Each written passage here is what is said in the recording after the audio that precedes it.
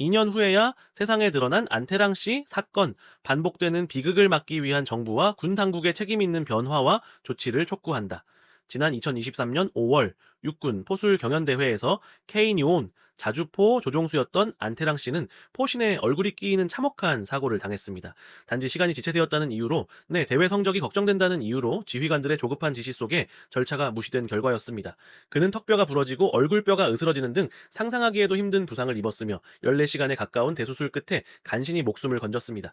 그러나 이후 안 씨에게 돌아온 것은 군 당국의 책임 있는 조치나 보살핌이 아니라 현역 복무 부적합 심사 탈락과 사회복무요원 대기자 명단 등록, 그리고 끝없는 좌절과 고통뿐이었습니다. 근데 그는 아무런 잘못이 없었습니다. 그럼에도 그는 부모님께 병간호의 부담을 지운다는 미안함을 안고 현역 복무 부적합 심사 통과를 위해 서류 더미를 짊어진 채 고통과 불안 속에서 스스로를 증명해야 했습니다.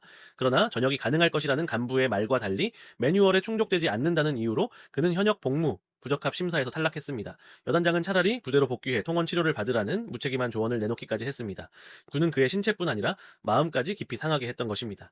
피해자가 왜 이토록 미안해야 하고 왜 이토록 간절해야 하는지 우리는 묻지 않을 수 없습니다.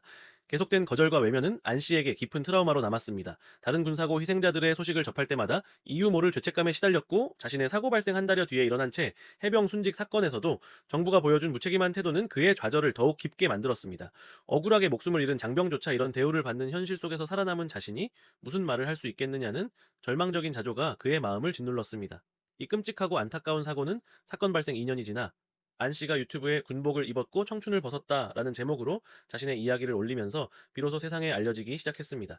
그제야 일부 시민이 그의 사연을 접할 수 있었지만, 피해자가 직접 고통을 드러내지 않았다면 사건은 영영 묻혀버렸을지도 모릅니다. 안 씨의 불행한 사고 외에도 끝내 관심조차 받지 못한 채 잊혀진 피해자는 얼마나 많을지, 지금 이 순간에도 목소리를 내지 못하고 있는 이들은 또 얼마나 많을지 알 수 없습니다. 이러한 현실은 우리 사회가 마땅히 짊어져야 할 책임을 다시금 돌아보게 합니다.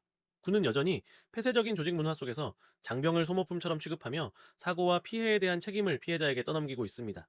사고가 발생해도 문제를 은폐하고 형식적인 절차만 반복하는 구조는 장병들의 안전과 권리를 철저히 경시하는 현실을 보여줍니다. 이러한 구조와 문화가 바뀌지 않는 한 또 다른 비극은 언제든 반복될 수밖에 없습니다.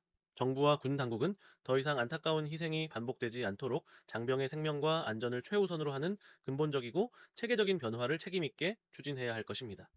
새미래민주당은 앞으로도 이러한 문제를 결코 외면하지 않고 지속적으로 목소리를 내며 책임 있는 대응을 이끌겠습니다.